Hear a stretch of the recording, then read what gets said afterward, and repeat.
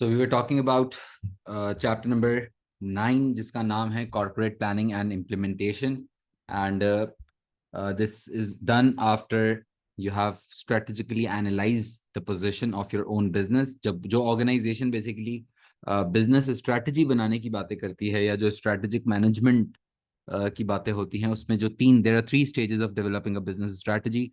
The first stage is strategic analysis, second stage is strategic choice, and the third stage is strategic implementation.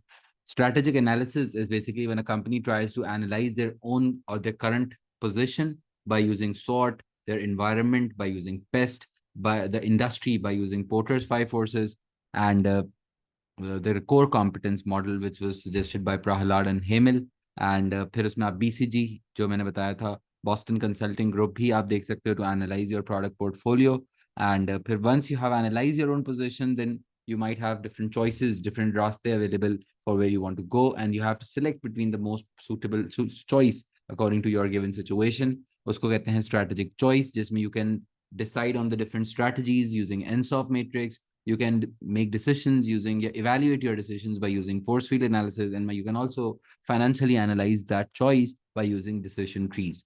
And then once you have made the choice, then it comes the time कि जब आप उस decision को या उस choice को या उस strategy को implement कैसे करोगे. उस implementation के वक्त, the first thing that an organization should do is design a clear corporate plan, जिसमें अपने clear objectives, what are the strategies that you plan to use, and फिर उसके बाद हर डिपार्टमेंट के क्या ऑब्जेक्टिव्स होंगे. We should know the benefits and limitations of plans. We should know that what are the internal influences when making a corporate plan and an external influences.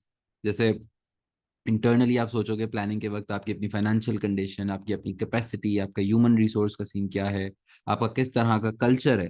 क्योंकि क्या अगर आप कोई स्ट्रैटेजी सेलेक्ट करते हो, जैसे आप स्ट्रैटेजी सेलेक्ट करते हो कि अब हम एग्रेसिव कॉस्ट कटिंग स्ट्रैटेजी पे जाएंगे, तो क्या आपका कल्चर उस तरह से इसको एक्सेप्ट करेगा कि खर्चे लीन इतना आप होना चाहोगे, तो शायद स्टाफ के ऊपर क्या इम्पैक्ट होगा, रिडंडेंसीज की वजह से बाकियों के ऊपर क्या इम्पैक्ट होगा.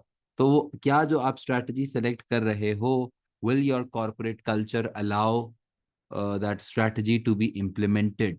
जैसे अगर आपने जैसे आपने टेलीकॉम इंडस्ट्री में जैसे जैज ने स्ट्रैटेजाइज किया कि let's take over Warid, and let's their overall objective was to increase the overall market share, and then they decided that they will go for aggressive takeover of the competitor, and that was an aggressive growth strategy, right? They tried to penetrate more into their market by taking over, and that taking over would have been not just done. उससे पहले उन्होंने फिर department के objective define किए होंगे कि take over के बाद या इस स्ट्रैटेजी के बाद फिर हम HR से क्या एक्सपेक्टेशंस रखते हैं, मार्केटिंग से क्या एक्सपेक्टेशंस रखते हैं, ऑपरेशनली क्या हम उसको कंट्रोल कर सकेंगे नहीं कर सकेंगे, फाइनेंशियल इम्प्लीकेशंस क्या होंगी, पूरा उन्होंने उसका ऑब्जेक्टिव्स के डिपार्टमेंट्स डिफाइन किए होंगे. डेफिनेटली उन्होंने देखा होगा जैज ने कि क्या उनकी अपनी करंट फाइनेंशियल पोजीशन, क्या उनका करंट वर्कफोर्स प्लान इतना स्ट्रांग है, तो क्या उनका कल्चर, जैज का कल्चर इस तरह का होना चाहिए, एक्सेप्टिंग कल्चर होना चाहिए कि जो मेजर टेक ओवर होगा उसके बाद जो लोगों पे इम्पैक्ट होगा वो उसको एक्सेप्ट करना चाहें. एक्सेप्टेंस ऑफ चेंज होनी चाहिए. हमारा कल्चर हमेशा इस तरह से डिजाइन होना चाहिए where we encourage people to accept change. Remember that change वो चीज होती है जो it's a change is the only constant, you must have heard, है ना. चेंज वो आप चेंज को कंट्रोल नहीं कर सकते हो. टेक्नोलॉजिकल चेंजेस आते रहते हैं, मार्केट में नया कंपटीशन आता रहता है, फिर कितने बड़े बड़े मैसिव चेंजेस हैं that can come your way, and your culture, your people should be willing to accept that change. and वो फिर आप खुद चेंज करना कोई एक्सेप्ट नहीं चाहता, जाहिर है कोई भी अपने कंफर्ट जोन से बाहर नहीं जाना चाहता, लेकिन हम अपनी वैल्यूज इस तरह से इंस्टिल करें उनके अंदर शुरू से, या उनको हम एक्सेप्टिंग बनाएं, या उनको हम पॉजिटिव एस्पेक्ट्स, जो मैं पहले ही बात कर रहा था कि हम उनको पॉजिटिव एस्पेक्ट्स बताएं, उनको समझाएं कि चेंज क्यों ज़रूरी है, फिर उनके रिवॉर्ड सिस्टम्स को अपग्रेड करें, या may be two way communication रखें, उनको कॉन्स्टेंट ट्रेनिंग्स दें, उनको बताते रहें कि क्या चीज़ें चेंज हो रही हैं, क्यों हो रही हैं, उनको in fact not just impose it, you should involve them into the change process, and they should feel that importance कि yes they will.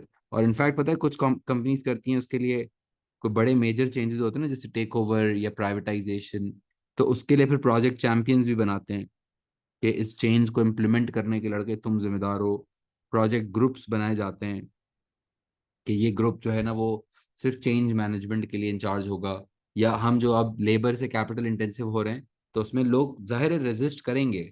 इसको कहते हैं resistance to change. People would resist change, they would fear कि शायद वो fail हो जाएंगे, शायद उनसे वो मशीन्स को समझ में नहीं आएगा, शायद उनकी वैल्यू कम हो जाएगी, शायद वर्कलोड बढ़ जाएगा। यार ज़रूरत ही क्या है चेंज की? चाहो तो यही वही बातें जो मैं कर रहा हूँ, लेकिन if you want to read the context, साथ साथ मैंने अटैच इसलिए कर दिया कि आप साथ साथ चाहो तो पॉज करके रीड भी कर लो, लेकिन you can read it. The point is कि they will people would resist to change due to many other reasons they might fear of not being। क्योंकि एक बंदा यार जिसको नहीं आती चलाने मशीन, फिर नया डेफिनेटली टेक्निकल बंदा रखा जाएगा, तो वो बंदा भी सोचेगा ना कि शायद मेरी वैल्यू कम हो जाएगी अब कंपनी में, जो मेरी पहले इंपॉर्टेंस थी अब वो नहीं रहेगी, या मेरा नया मैनेजर आ जाएगा वो पता नहीं कैसा इंसान होगा। ये जो इस तरह की फिर फीलिंग्स आती ना, वो इसको कहते हैं resistance to change. And normally anyone would resist to change. They would fear ना, कि पता नहीं, ये फेयर होता है ना, फेयर ऑफ अननोन जो लिखा हुआ अभी सबसे पहला, फेयर ऑफ अननोन होता है कि पता नहीं क्या होगा, ये वाली जो फीलिंग होती है, समझ आए? तो पीपल वुड रेजिस्ट, बट ऐसा रेजिस्टेंस ना आए, हम उनको शुरू से ही ऐसा कल्चर दिखाएं, या उनको पॉजिटिवली उनको इन्वॉल्व रखें, उनके ओपिनियंस लेते रहें, उनको कांस्टेंट ट्रेनिंग सपोर्ट देते रहें, उनसे हम टू वे कम्युनिकेशन रखें कि यार ये हम चेंज लाएंगे तो उसमें ये प्रॉब्लम्स आएंगे, आप क्या सजेस्ट करते हैं कैसे इसको। उनको एक इंपॉर्टेंस की फीलिंग जब होगी, उनको लगेगा कि नहीं यार मैनेजमेंट एक्चुअली सपोर्टिव है, and they are not just saying it, they are actually helping us to accept that change, then they would be willing to accept, क्योंकि there can be a lot of reasons। और याद रहे, मैं दिखाता हूँ एक second, there can be a lot of reasons जिसके जो चेंज का रीजन बन सकते हैं। कोई टेक्नोलॉजी का, जैसे यार सबसे बेस्ट एग्जांपल है कोविड टाइम जो था, that was a major shift of the business world, है ना? सारा स्कूलिंग सिस्टम, जो एजुकेशन सेक्टर है, वो पूरा इवॉल्व हो गया। That was a dramatic change. कुछ होते हैं जो इंक्रीमेंटल चेंजेस होते हैं, जो ग्रेजुअली आपको एक्सेप्ट करने होते हैं, टेक्नोलॉजी का कभी कभी स्टेप अप होता चला जाता है, लेकिन there can be certain times जहाँ पे, जैसे जब कोविड था, अब कोविड से पहले the classes were mainly physical, और फिजिकल और ऑनलाइन का कोई तस्वर भी नहीं था, जूम वगैरह सब थे, but people were not mainly into it. But Covid actually transformed this entire industry. फिर ऑनलाइन प्लेटफॉर्म्स आ गए, ऑनलाइन कितने सेटअप्स बन गए, कितनी चीज़ें हो गई, ऑनलाइन कोर्सेज की डिमांड बढ़ना शुरू हो गई, ऑनलाइन क्लासेस की डिमांड बढ़ना शुरू हो गई। People now accepted that online भी अब बहुत इजीली आप पढ़ सकते हो और सब कुछ हो सकता है। And now there are people, there are still there, अगर मुझे टीचर बनना है और मैं अच्छा टीचर बनना चाहता हूँ, तो I have to accept change. I can not be like, या किस पूरे पूरे स्कूल्स ने फिर जूम के लिए एलएमएस पोर्टल्स बनवाए थे, जूम के अकाउंट्स खरीदे थे, हर टीचर को समझाया था कि क्लासेस कैसे होंगी और इस तरह से फला फला तरीके से होगी। मतलब अगर एक अच्छा कॉलेज होगा या अच्छा स्कूल होगा, तो वो फिर अपने सारे स्टाफ को सपोर्ट करेगा टू एक्सेप्ट कि why is this change necessary, and if you are not accepting it, then what problems we can have, we can not survive. That was a major drastic and dramatic change that the education sector faced। So point ये है कि there can be a lot of reasons। Read कर लो इसको एक दफा भी again. कोई economic change आ जाता है, कोई कानून में बड़ा चेंज, जैसे शादी हॉल के ऊपर आया था कि अचानक से शायद लॉ याद हो तुम लोगों को कि 10 बजे शादी हॉल बंद हो जाएंगे। तो the events, the timings, the तरीकेकार, फिर वो सब चेंज होने लगा था। तो वो अगर कोई कानून आ गया, तो भी बिजनेसेस को शायद सोचना पड़ेगा कि अब ये, जैसे पहले एम्प्लॉय का टाइम था भाई, रात को 9 बजे आता था और रात को 2 बजे घर जाता था। अब उसको मैंने बोला नहीं, शादी लॉ आ गया है, अब शादी हॉल 10 बजे बंद हो जाएंगे, तो तुम्हें 9 बजे नहीं, तुम्हें 6 बजे पहुंचना होगा। He is like, all the employees are like, नहीं हो सकता भाई, हमारे और भी दूसरे काम होते हैं, ये होती हैं चीजें होती हैं, लेट्स से। तो उनको एक्सेप्ट कैसे कराऊं? अब ये तो मेरे ऊपर आएगी ना बात, समझ आए? तो a good leader will have to ensure that the change, whatever change, देखो चेंज आप रोक नहीं सकते हो, you will have to accept it.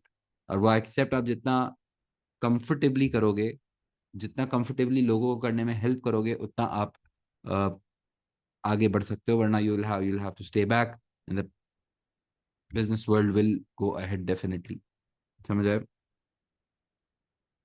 सही है, जस्ट रीड दीज एग्जाम्पल्स, याद अगेन नहीं कर सकते, लेकिन लिखा हुआ है कि क्या चेंज आ सकता है, examples, and how do you deal with that change. ये एग्जाम्पल्स आप सिर्फ रीड करते रहोगे ना 2-3 दफा भी, तो कंटेंट आपको इसी में से, एग्जाम में से स्टोरीज बन के आएंगी, दैट्स इट, कुछ भी नहीं है इसकी जो रियल। ये जो मैं इतनी सारी देर से कहानियां रिपीट रिपीट करके कह रहा हूँ, यही कहानियां आपको बार बार लिखनी होती हैं। एक आध आंसर भी हम लिखेंगे देखना, तो उसमें यही स्टोरीज आ रही होंगी, याद नहीं कर सकते, वो आपको एग्जाम में स्टोरी सुनाएगा। कि हमारा फला बिजनेस है, हम इसको टेक ओवर करने जा रहे हैं और ये मसला है और वो मसला है। अब बताओ लोगों का क्या, कैसे, हाउ टू मैनेज चेंज, ये सवाल आ सकता है। तो हाउ टू मैनेज चेंज, फिर आप उसमें यही आंसर्स होते हैं कि करंटली क्या सिचुएशन चल रही है, क्या चेंज आ रहा है, ये चेंज क्यों ज़रूरी है, इस चेंज को अगर हम अच्छे से मैनेज करवाना चाहते हैं तो फिर हमें अपने एम्प्लॉयज़ के साथ क्या क्या पॉलिसीज रखनी चाहिए। समझ आया? इसी तरह आंसर इसी तरह का आता है ओवरऑल। इतना मुश्किल नहीं होता, एक दफ़ा बस समझ आ जाता है, फिर ये बहुत रिपीटेड बातें हैं। सही है। और we also we need to make sure that, ये एक दफ़ा रीड कर लो बस, ज़्यादा नहीं, कि people should actually be encouraged to, वही बातें जो मैं कर रहा हूँ उसको कहते हैं lead change, do not just manage it. You don't need to just tell people, you need to make sure that people are given that vision कि देखो यहाँ तक जाएंगे अगर हमने ये किया तो। इसको कहते हैं लीडिंग चेंज। सही है। और जब भी कोई बड़ा चेंज, इसको रीड करके फिर आगे आप बस सुन सकते हैं लास्ट बात, कि जब भी कोई मेजर या सिग्निफिकेंट चेंज आ रहा होता है, you need to focus and you need to make sure कि आप, बहुत सारे छोटे छोटे छोटे स्टेप्स होते हैं। यूँ समझ लो कि मैं सिर्फ एक दफा बता देता हूँ। जैसे एक तो ये कि मतलब थॉट प्रोसेस क्या होता है, चेंज अगर आपका वो टेक ओवर या लेबर से कैपिटल इंटेंसिव, या चलो यूं समझ लो कि एक स्कूल है जिसको कोविड ने हिट किया हुआ है, पूरी दुनिया को किया है, तो स्कूल भी बंद हुए थे। जैसे ही स्कूल बंद हुआ तो now there was a need of change. How do they see each of the areas of the change process? देखना, सबसे पहले where are we now and why is it necessary? क्योंकि कोविड आ चुका है, कोविड के बाद ये स्कूल्स बंद हो चुके हैं, फिजिकल लर्निंग ऑफ है। And what are the new vision and objectives? क्या अब वही जो 2020 में अगर स्टार्ट हुई थी कहानी, तो 2020 में स्कूल बंद हुए थे, तो क्या 2020 के एंड तक का जो ऑब्जेक्टिव था, 21 तक का ऑब्जेक्टिव था, क्या सेम रहना चाहिए? सिग्निफिकेंटली चेंज हुआ था, लोगों ने अपने ग्रोथ ऑब्जेक्टिव्स कट डाउन किए थे, फिर उसके बाद प्रॉफिट जिनके मैक्सिमाइजेशन थे वो सेटिस्फाइसिंग पे आ गए थे, बिल्कुल दुनिया चेंज हो गई थी। Ensure resources are in place to enable change to happen, because फिर वो जो एलएमएस आया, वो जो सबके आईडीज बने, सॉफ्टवेयर्स बने, उन सब की कॉस्ट है, उसके लिए रिसोर्सेज चाहिए, फ्री तो नहीं है। फिर give maximum warning of the change, people should know कि ये चेंज आ रहा है और आपको इसको एक्सेप्ट क्यों करना है, कैसे करना है। ऐसे नहीं कि अचानक से कल से आप जूम पे क्लास ले लें तो वो नहीं समझ आएगा, कल से आप मशीन यूज करना शुरू कर दें, कल से आप डेमोक्रेटिक स्टाइल चलेगा भाई, कल से तुम खुद कर लो, ऐसा नहीं हो सकता। उनको समझाएंगे Aahista Aahista, give them time, इसको हम कह सकते हैं give time to let them absorb the different information that they are getting now, and involve the employees, वही बात, and communicate that why the change is important, and small small incremental steps लेना, आहिस्ते आहिस्ते trainings पे focus करना, उसके positive aspects बताना। Cell का मतलब होता है उसको बताना कि क्यों इसको जरूर, एक्सप्लेन टू देम ना। and you need to make sure that every individual that will be affected should actually be consulted। ऐसा ना हो कि हम अपने एम्प्लॉयज को, बेचारों को इग्नोर करा दें और कुछ को इंपॉर्टेंस दे रहे हो, कुछ को ना दे रहे हो। Every individual that will be affected should actually be consulted, and they will have to be rewarded if you actually want them to stay motivated। वरना आपने अगर सही से इंश्योर नहीं किया ना और करवा भी लिया उनसे, तो उनकी मोटिवेशन पे बात जाएगी, वो खुश नहीं होंगे, खुश नहीं होंगे तो अल्टीमेटली लॉन्गर रन में आपका ही मसला है।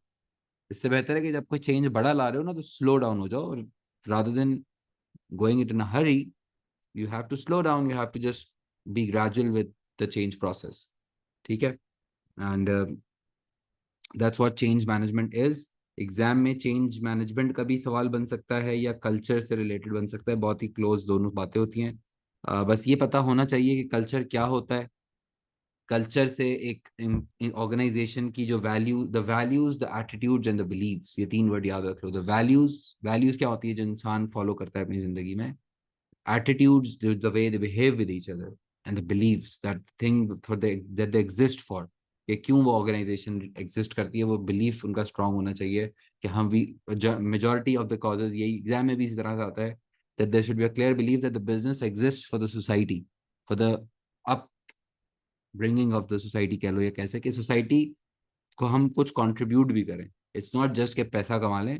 जो मेजोरिटी बड़े बिजनेसेस होंगे, जो लार्ज स्केल थॉट प्रोसेसेस होंगे, दे वुड थिंक कि उनके होने से सोसाइटी को कुछ ऊपर की फायदे की चीज मिले, यानी कि जो कल नहीं था सोसाइटी के पास वो आज हम दें। दैट्स व्हाट एप्पल कुछ ऐसी ऐसी टेक्नोलॉजी सिर्फ इसलिए थोड़ी ला रहा है कि पैसे कमाऊंगा, वो इसलिए ला रहा है कि वो पूरी टेक्नोलॉजी सेक्टर को ऊपर लेके जाना चाहता है। डिफरेंस समझो ना माइंडसेट का।